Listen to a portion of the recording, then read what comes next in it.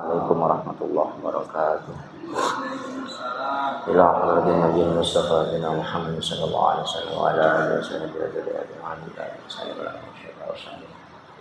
Bismillahirrahmanirrahim. A'udzu billahi minasyaitonir rajim. Bismillahirrahmanirrahim. Alhamdulillahil alamin. Ar-Rahmanir Rahim. Maliki yaumiddin. Iyyaka na'budu wa iyyaka nasta'in. Shiratal mustaqim. Shiratal ladzina an'amta 'alaihim ghairil maghdubi 'alaihim إلى أحد الأسقلان يجري مشاهد رسول الله صلى الله عليه وسلم إن الله درجات في الجنة بركات أسرار وأرواح الفاتحة. أعوذ بالله من الشيطان الرجيم. بسم الله الرحمن الرحيم. الحمد لله رب العالمين. إياك نعبد وإياك نستعين اهدنا الصراط المستقيم صراط الذين أنعمت عليهم وجميع آبائنا وحاجنا إلى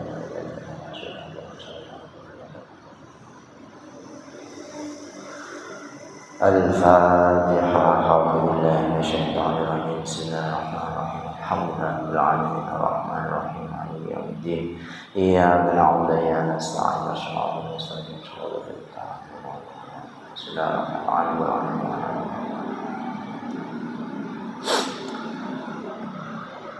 يا هادي يا رشيد يا رفيق يا رب العالمين صلى الله عليه وسلم. سبحانك لا علم لنا إلا ما علمتنا الله الله نور قلوبنا من هدايتك ونور قلوبنا بشهادة رحمتك يا عليم. اللهم سهلنا كلها اللهم سهلنا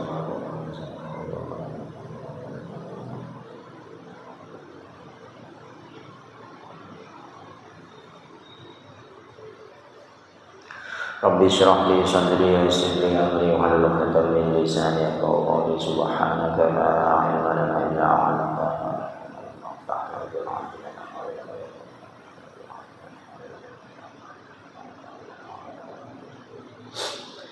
Bismillahirrahmanirrahim. Qala al-musannif rahimahullah ta'ala wa nafa'ana bihi wa ulumi fid dharain. Amin.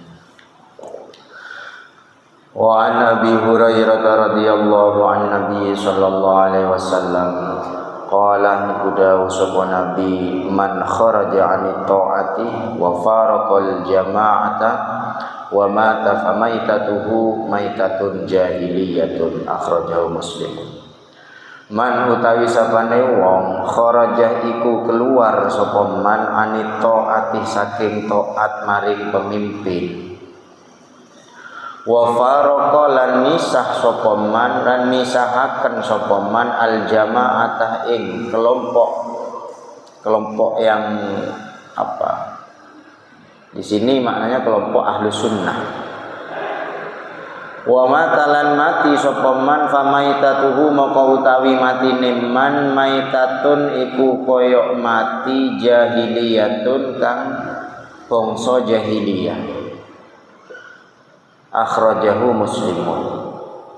Jadi hadis ini dari Abi Hurairah radhiyallahu anhu anin Nabi sallallahu alaihi wasallam. Nabi bersabda, barang siapa yang keluar dari taat, artinya keluar dari aturan-aturan yang ada di negara tersebut, wa faraqal jama'ata dan dia menghimpun, artinya memisah dengan kelompok yang besar, apa ya, pemberontak lah.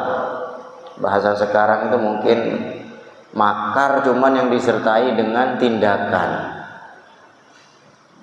Maka wa mata, kemudian dia mati, famaitatuhu maitatun jahiliyatun, maka matinya orang tersebut sebagaimana matinya orang di zaman jahiliyah. Namanya di zaman jahiliyah kan tidak tahu apa-apa, mati habis dibiarkan mati di pinggir jalan, dibiarkan ada di mana, tidak dipendam karena memang tidak tahu. Pada zaman jahiliyah itu demikian. Nah, di sini redaksinya man kharaja 'anit ta'ah. Di sini dijelaskan bahwasanya keluar dari taatnya pemimpin. Jadi tidak suka dengan adanya kepemimpinan yang ada, kemudian dia memaksakan dirinya untuk tidak taat. Aturannya ke barat, ini kok malah ke timur. gitu. Oleh negara disuruh ke kanan, ini malah ke kiri. Kemudian wa faraqal jamaah, dan memisah dari mayoritas. Mayoritas yang ikut pada pemimpin yang adil.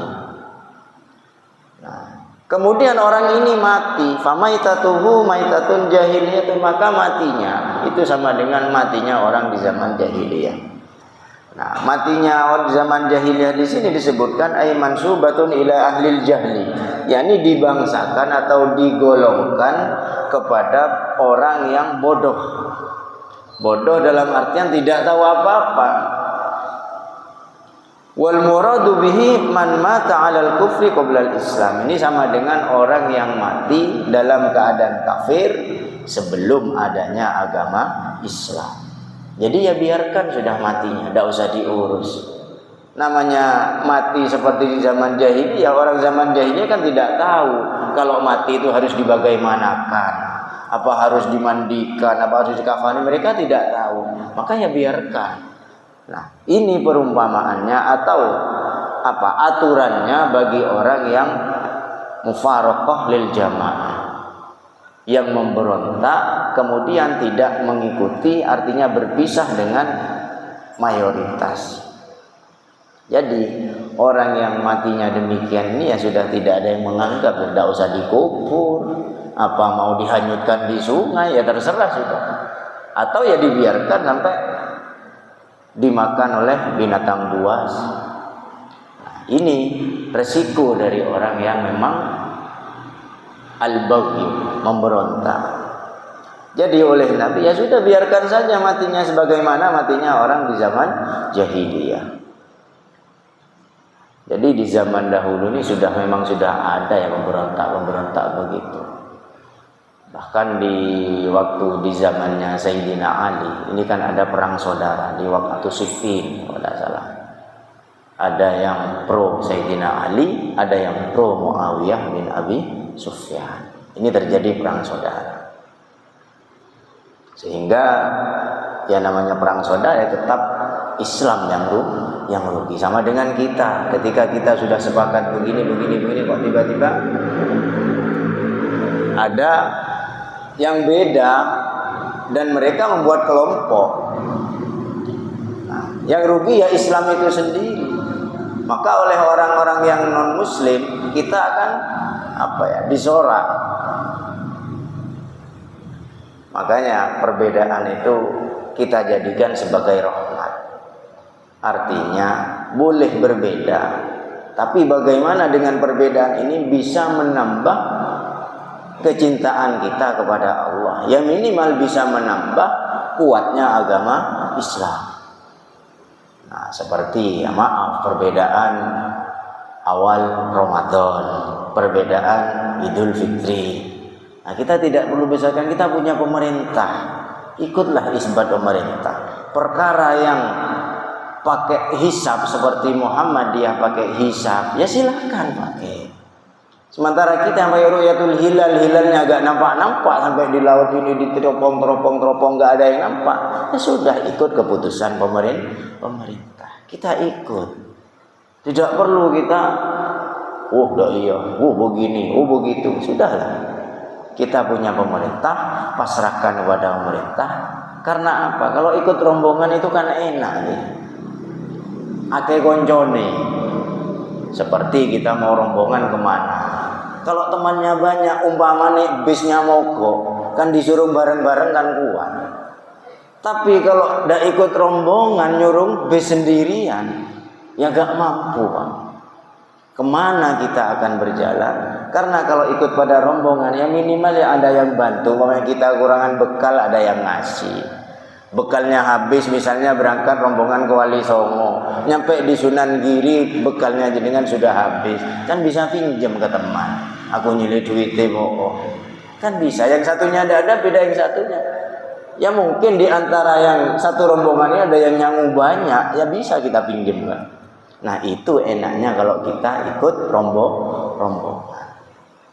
Ya kalau misah ya otomatis harus ditanggung sendiri resikonya. Wis namanya misah, mau tanya ke sana malu, mau ke sana tidak enak. Akhirnya ya diam. Nah, tapi kalau ikut rombongan, apalagi ada rombongannya Nabi, kemudian dilanjutkan sekarang dengan rombongannya para ulama, ya kita ikut. Namanya ikut ya. Kalau orang Madura itu kan bahasanya motoro abe. Bagaimana motoro abe? Ya ikut kepada sepetoroen. Mun sepetoroen ke timur, ya norok ke timur. Selagi ini bukan urusan maksiat. Taat. Kita wajib taat. Tapi kalau pemimpinnya nyuruh nyolong, ya jangan ikut. Kita punya guru misalnya. Kita wajib taat kepada guru. Nah, suatu hari gurunya kok nyuruh berbuat maksiat, naudzubillah. Apa kita harus ikut? Ya enggak lah. Loh, ini Pak Guru kok nyuruh saya nyolong. Ya enggak, kita keluar dulu, enggak ikut yang urusan ini. Perkara taat yang lain enggak apa-apa. Misalnya ada gurunya ngejak nyekur ke jurang. Di jurang itu dalam banyak batunya dan kita tahu banyak buayanya misalnya. Ayo kita nyekur. Ya jangan dulu Pak, saya punya anak, punya istri di rumah, siapa nanti yang masih makan? Ya harus berpikir demikian. Nah begitu juga dengan mufaraqatul jamaah. Jadi kita harus bagaimana bisa menempatkan diri kita yang sekiranya kita ini tidak tersesat. Makanya ikut yang mayoritas. Bukan berarti minoritas ini tidak baik, ya baik. Tapi ya namanya mayoritas lebih banyak, ya monggo. Selagi ini bisa membawa kita ke arah yang lebih baik. Jadi dawuhnya Nabi, yang matinya orang yang begitu itu kharaja minat ta'ah wa faraqal jamaah, maka matinya sama dengan matinya di zaman jahiliyah. Wa an Ummi Salamah radhiyallahu anha qalat qala Rasulullah sallallahu alaihi wasallam taqtulu mateni Ammaron ing sahabat Ammar al-fi'atu sapa kelompok al-baghiyatu kang membangkang atau kang lacut, begitu maknanya di sini. Rawahu Muslim. Nah, di sini terjadi pada waktu perang Siffin. Ini sahabat Ammar dibunuh oleh sebagian kelompok yang memang ya tidak cocok dengan sahabat Ammar bin Yasir tersebut, sehingga dia dibunuh. Padahal ini sama-sama muslimnya. Ini terjadi perbedaan di saat itu, yang mana ada dua kelompok, kelompoknya Sayyidina Ali dan kelompoknya Ammar bin Yasir, yang mana dalam kelompoknya Muawiyah bin Abi Sufyan. Nah, ketika mendapati hal yang demikian, kita harus memilih bagaimana. Di sini disebutkan, maka yang baik adalah qaddaraju ala sukuti, dianjurkan untuk diam. Tidak condong ke sana, tidak condong ke sini, kita diam. Karena ini bertikai, maka ya diamlah. Diam dalam artian kita mencari aman. Mencari aman bukan dengan ikut kepada salah satu, karena ini sama-sama benar, sama-sama muslimnya, maka kita harus diam. Kalau kita ikut-ikut kepada yang salah satu, maka kita condong ke sana, ya kalau benar indallah. Kemudian maka kita harus memilah bagaimana sekiranya pertikaian ini bisa segera damai. Nah, kalau kita ikut-ikut cawe-cawe, bahkan ngobong-ngobong ya, tambah gembosi, tambah begini, ini gak selesai-selesai pertikaian. Nah, tapi kalau kita diam, kemudian kita tidak menghimpun kekuatan di sebelah, yang satunya atau yang satunya, maka ini pertikaian ini akan bisa segera selesai. Jadi ketika ada pertikaian di antara dua kelompok, nah, kita wajib membela yang benar dulu. Tapi kalau sama-sama benar, nah ini bagaimana? Maka dianjurkan untuk diam. Diam dalam artian memohon kepada Allah agar pertikaian dari dua kelompok ini segera selesai. Karena apa? Pertikaian masing-masing dari dua kelompok ini sama-sama ngaku benar. Yang satu ngotot sebenarnya begini, yang satunya begini. Ketika dipertemukan tidak ada titik temunya. Nah, di sini fungsi pemerintah inilah yang sangat berperan dan sangat diharapkan bagaimana pemerintah ini bisa meredam. Bagaimana fungsi pemerintah ini bisa mendamaikan pertikaian di antara dua kelompok ini. Gampangnya pemerintah ini jadi wasit. Wasitnya ini harus netral. Namanya wasit ya harus netral. Kalau wasit berat ke sebelah, seperti main bola begitu ya. Main bola ketika ada wasit yang enggak ini kan dikeroyok, diuber. Sampai wasitnya lari-lari terus saja diuber, enggak selesai-selesai. Tapi kalau wasitnya ini adil, maka ya segera selesai. Wasitnya tegas, selesai pertikaian ini. Jadi dua kelompok tersebut ketika ada pertikaian, maka ya kita diam sudah. Dianjurkan untuk diam agar tidak ikut-ikut. Nah, kalau kita ikut kepada salah satu, nanti suatu hari pertikaian sudah damai, kemudian ditengeri sama kelompok yang tadi, cok, iku sabune melok kuno. Itu panjang urusannya. Tapi ketika kita sudah cari aman dengan diam, kita enak. Mau berjalan ke sana aman, mau berjalan ke sini juga aman. Nah, Islam itu demikian. Harus fleksibel, harus lemes. Lemes dalam artian bisa diterima di mana-mana selagi itu tidak dalam urusan maksiat. Jadi taat itu memang wajib. Wa Ibnu Umar radhiyallahu anhu qala Rasulullah sallallahu alaihi wasallam, hal tadri ana tawarru sira ibna umma abdin, he anak lanange umma abdin. Ibna umma abdin di sini yakni Abdullah bin Mas'ud. Kaifa haliku kaya apa hukmullah utawi hukumi Allah fiman ing dalam uang bawa kang bangkang sapa man min hadhil ummati saking ikilah umat. Qala maka jawab sapa Ibnu Umma Abdin yakni Abdullah bin Mas'ud, Allahu tawi Allah wa rasuluhu lan utusane Allah a'lamu iku luwih weruh. Qala maka dawuh sapa Nabi la yujhazu ora den rumat jarihuha apa lukane bugot pemberontak wala yaqtulu lan ora den pateni sapa asiruha tawanane bugot wala yutlabu lan ora den goleki haribuha sapa wong kang kabure bugot wala yuksamu lan ora den bagi fai'uha apa harta fai'nya bugot. Rawahul Bazzar meriwayatkan hadis Al Bazzar wal Hakim al Hakim wa sahahu lan riwayatkan hadis fawahama moko luput atau nyongko sawa Imam Hakim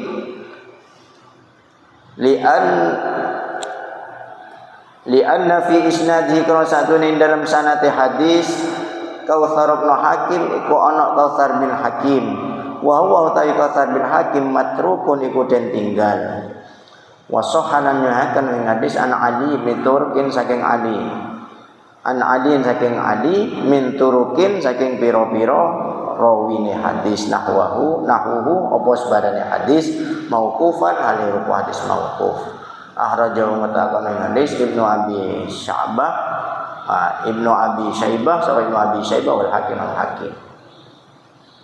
Jadi hadis ini menunjukkan dari Abdullah bin Umar radhiyallahu anhu qala Nabi bersabda bertanya kepada Abdullah bin Mas'ud, "Ya ibna umma abdin, kaifa hukumullah bagaimana hukumnya Allah terhadap orang yang memberontak?" Bagaimana hukumnya Allah terhadap orang yang memberontak? Ini dibagaimanakan oleh Allah? Maka Abdullah bin Mas'ud menjawab, Allah wa rasuluhu a'lamu. Hanya Allah dan putusan Allah lah yang lebih tahu ya Rasulullah. Maka Nabi menyampaikan, qala la yujhazu. Kalau mati la yujhazu jarihuha. tidak dirawat lukanya, artinya ketika terluka dibiarkan. Kemudian wala yaqtulu asiruha, wala yuqtalu asiruha, dan tawanannya ini tidak dibunuh, artinya dibiarkan. Wala yaqlabu haribuha, dan juga yang kabur-kabur itu tidak dicari, dibiarkan. Wala yuksamu fai'uha, dan juga tidak diberi harta fe. Harta fe itu apa? Harta hasil rampasan perang.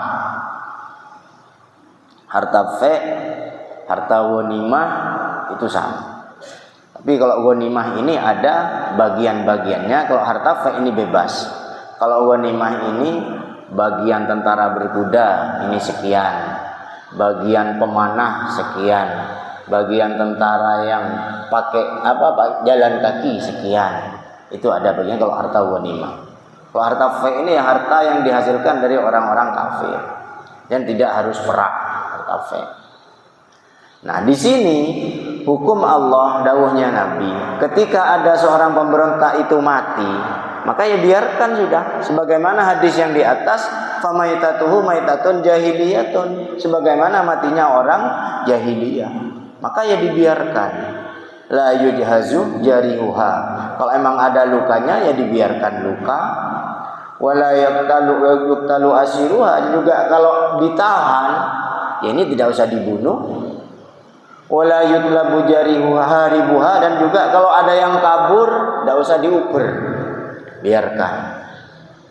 Wala yuksamu fai'uha, dan juga tidak usah diberi bagian harta fai. Jadi ya dibiarkan. Bagaimana dibiarkan? Celedak kaki itu sudah, ketika ada mati ya sudah dibiarkan, tidak usah dirawat, tidak usah dibungkus, tidak usah dikafani, tidak usah dipendem, biarkan begitu saja. Kemudian wala yuqtalu asiruha, memang ada tawanannya ya tidak usah dibunuh. Kalau bisa diajak untuk bagaimana sekiranya ikut pada agama Islam. Dan itu menjadi satu keharusan bagi kita ketika ada orang yang demikian, yang bingung mau kemana, itu ajaklah. Ajakan pertama, ayo kita gabung ke dalam agama Islam. Diajak untuk masuk Islam, ya dituntun syahadahnya. Misalnya agak bisa ya diajari sedikit demi sedikit. Insya Allah itu nanti akan ikut. Dengan catatan yang ngajak ini ya harus memberikan contoh yang baik. Berikan contoh yang baik bagaimana Islam itu, harus bagaimana ketika sudah jadi pemeluk agama Islam, apa yang harus dilakukan ketika sudah menjadi agama Islam.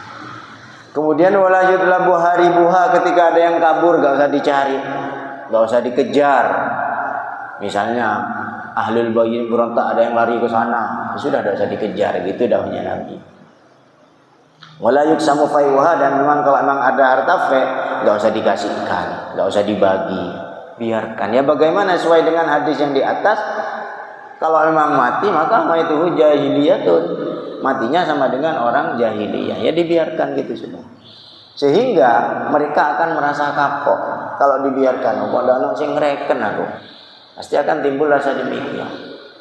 Maka nanti dia akan punya pemikiran, oh lebih baik ikut Islam saja, oh lebih baik saya menyerahkan diri saja, biar ada yang merawat, biar ada yang memperdulikan, biar ada yang memberikan empati kepada mereka. Jadi memang kita sama manusia memang harus saling mengasihi. Islam itu begitu. Makanya dalam Islam itu sangat dianjurkan untuk bersedekah. Di samping untuk manfaat kepada diri kita, juga bisa memberikan manfaat kepada orang lain. Artinya saling mengisi. Kita memberikan sedekah, pahalanya kembali kepada kita. Kemudian yang kita sedekahkan, siapa yang menikmati adalah orang yang menerima sedekah. Kita sedekah nasi 1 piring, yang kenyang bukan kita, tapi yang menerima. Nah, Islam itu demikian, saling mengisi. Yang memberikan sedekah ini mengisi pahala, yang menerima sedekah ini diisi perutnya. Jadi akan nambah kecintaan kita kepada sesama. Nah, ketika cinta kepada sesama ini sudah terjalin dengan baik, maka nanti ketika kita mau mengajak bersama-sama menuju jalan Allah, ini akan lebih mudah. Karena apa? Sama-sama pernah merasakan. Si pemberi sedekah merasakan pahalanya, si penerima sedekah merasakan kenyangnya. Sehingga kita rangkul, ayo kita ikut. Ada sholawatan, kita berangkat. Ada majlis ini, kita berangkat. Ada majlis ini, kita berangkat. Selagi itu bisa memberikan manfaat kepada kita. Nah, dari sini Islam itu mengajarkan kita untuk selalu saling mengasihi, selalu mengisi yang ada, mengisi kepada yang kurang menerima apa yang diberikan oleh yang ada. Sehingga ketika dua komponen ini sudah bersatu, akan menjadi satu kekuatan Islam yang kokoh. Jadi kita ajarkan bagaimana anak kita sekolahkan di tempat-tempat yang bagaimana sekiranya anak ini bisa menjadi baik. Kan kita pasti ya punya cita-cita mensekolahkan anak.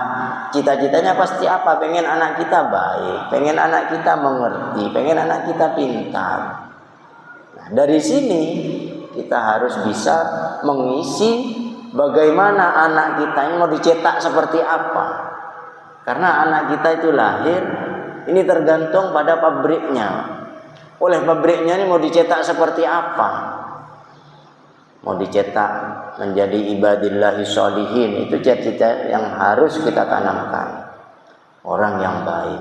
Ya namanya orang yang baik kita kenalkan dengan sesuatu yang baik. Ketika anak kita melakukan kesalahan misalnya, kita harus menegur, memperingati, jangan nak, itu tidak baik. Perkara anaknya masih mendatang, tarik Pak. Jangan, sudah tidak boleh kamu kok masih begini. Masih berontak lagi, tarik lagi. Karena apa? Anak kita ini investasi kita. Investasi kita, ya tujuannya yaitu menjadi awaladin solehin, yad'ulah, agar bisa kelak mendoakan kita. Nah, kalau kita ada yang mendoakan ketika kita sudah mati, sebagaimana tanaman ada yang nyiram. Misalnya tiap Jumat si anak ini datang ke makam, baca Fatihah 1 kali, pahalanya untuk almarhum bapaknya. Besoknya datang lagi, kemudian sering dia datang, setiap selesai sholat pasti mendoakan. Nah, ini akan memberi kerasan kepada kepada yang sudah wafat. Karena dalam kuburan itu kan sempit, Pak. Kita cobalah, kita tidur, misalnya badan kita gemuk, ukuran tempat tidurnya cuma 1 meter, kan nggak enak. Mau gerak takut jatuh, mau begini nggak bebas. Nah, di kuburan itu begitu. Yang bisa merasakan kelak di kuburan ini jembar adalah amal-amal kita. Di kuburan itu kan 1 meter, kedalamannya 2 meter, kemudian masuk lagi 1/2 meter liang lahatnya itu. Ya segitu sudah. Nah, di dunia kita hidup seperti tadi malam, tiba-tiba listrik mati 2 kali, ya. Jebret mati. Kita bingung, habis terawih mati lampu. Mikir sudah tuh, mandar gak tahu sampai engkau sahur. Nah, kalau sampai matinya sampai sahur kan kita bingung juga.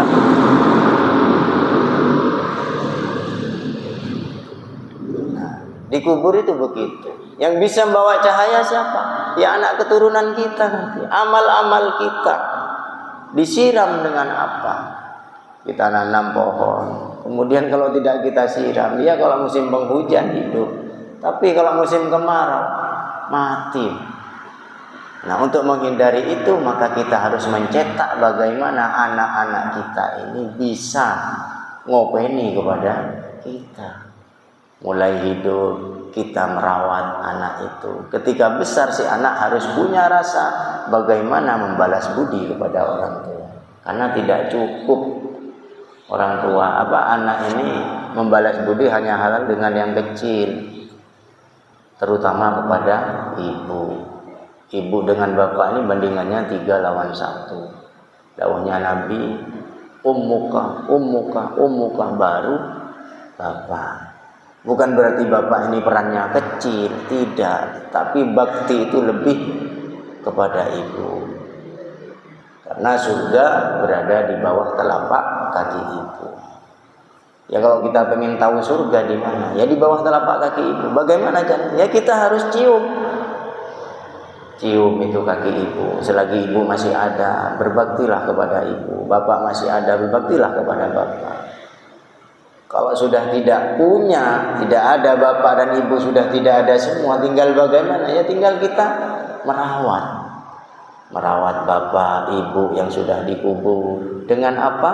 Dengan apa yang kita bisa lakukan? Kita bisa baca Yasin, bacakan surat Yasin. Kita bisa bersedekah tapi tidak bisa baca surat Yasin, ya sedekah. Yang pahalanya nanti dikhususkan kepada kedua orang tua kita. Misalnya punya apa, sedekahkan. Karena tidak bisa ngaji, misalnya tidak bisa ngaji, yang mau baca surat Yasin tidak bisa, ya punya apalah. Karena sedekah itu bisa berupa apa saja, yang penting pahalanya ini kita khususkan. Makanya ada 1 minggu, 7 hari, 40 hari.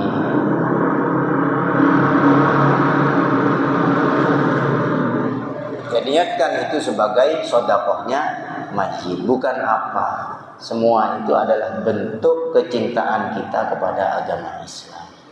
Walaupun dalam syariat Islam itu tidak ada 7 hari, 40 hari, 100, 1000, tapi kita bagaimana melatih diri kita untuk bisa bersedekah.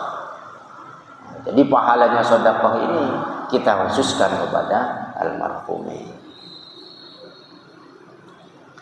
Wa an Urfajah bin Syuraih radhiyallahu anhu qala sami'tu krungu ingsun Rasulullah sallallahu alaihi wasallam ing Rasulullah sallallahu alaihi wasallam yaqulu halidawu sapa nabi man atakum wa amrukum jami'un yuridu ayyafruqa jama'atakum faqtuluhu.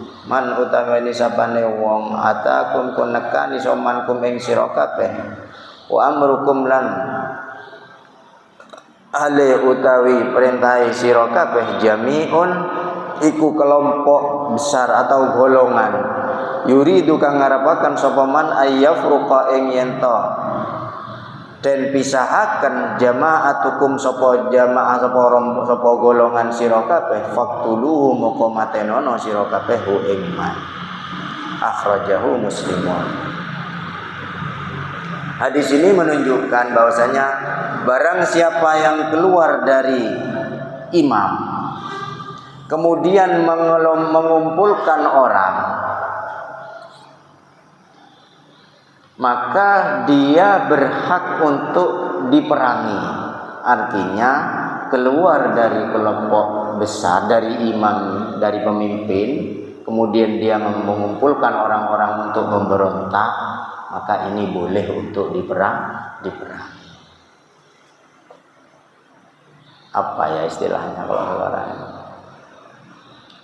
membuat satu kelompok untuk melawan kelompok yang lebih besar, ya pemberontak itu sudah. Nah, jadi faktuluhu dawuhnya Nabi, maka boleh untuk diperangi. Artinya kalau kelompok ini membuat hal-hal yang tidak menyenangkan, maka boleh. Tapi cara Islam harus mediasi dulu, diajak rembukan bagaimana sekiranya tidak menimbulkan keonaran, bagaimana sekiranya kondusif, bagaimana sekiranya aman pada sekitar.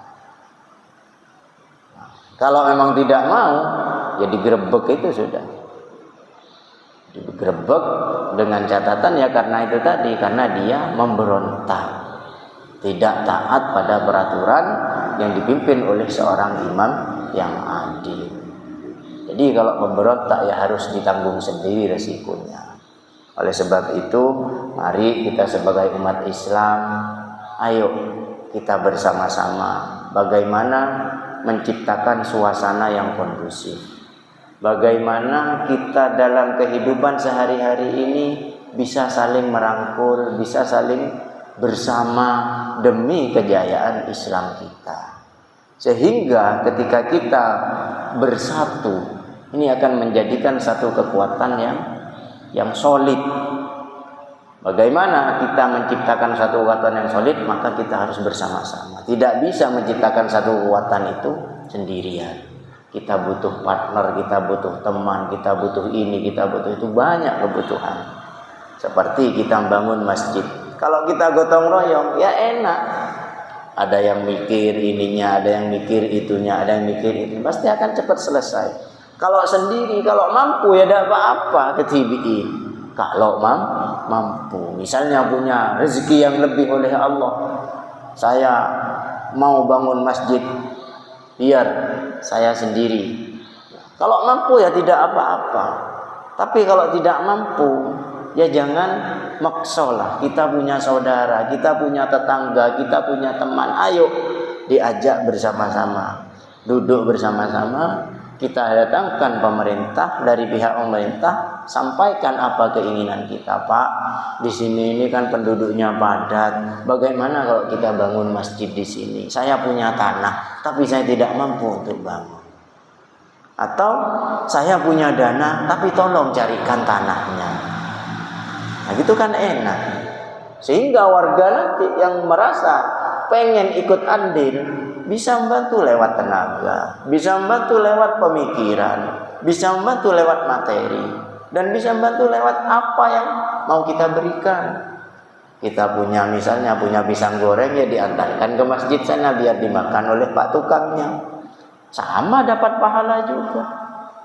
Selagi masjid ini dibangun dan ditempati, maka pahala ini terus mengalir kepada siapa yang punya rencana bikin masjid tersebut, kepada siapa yang ikut beramal kepada masjid tersebut, kepada siapa yang ikut membantu sehingga masjid ini segera bisa selesai. Oleh sebab itu, dengan bersatu, dengan kita bersama-sama, insya Allah Islam ini akan jaya ila yaumil qiyamah. Amin, Allahumma amin. Demikian pada pertemuan pada hari ini. Insya Allah kita sambung lagi. Wallahu a'lam bishawab. Bismillahirrahmanirrahim. Alhamdulillahirabbil alamin. Allahumma shalli ala sayyidina Muhammadin qad daqat hibati adrikni ya Rasulullah. Allahumma dhaf alaina afdal arifin wa ja'alna khalisatan liwajhika rahmin. Allahumma khtim lana bil iman, Allahumma khtim lana bil islam, Allahumma khtim lana bil khair, Allahumma khtim lana bis sa'adah, Allahumma khtim lana bi husnil khatimah bi jahi sayyidina Muhammadin sallallahu alaihi wasallam.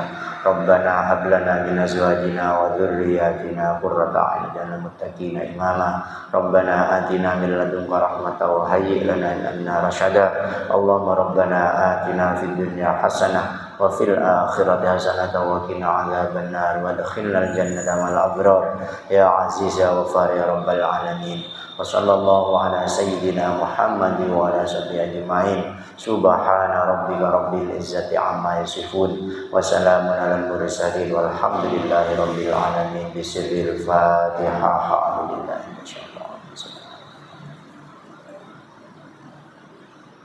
Assalamualaikum warahmatullahi wabarakatuh.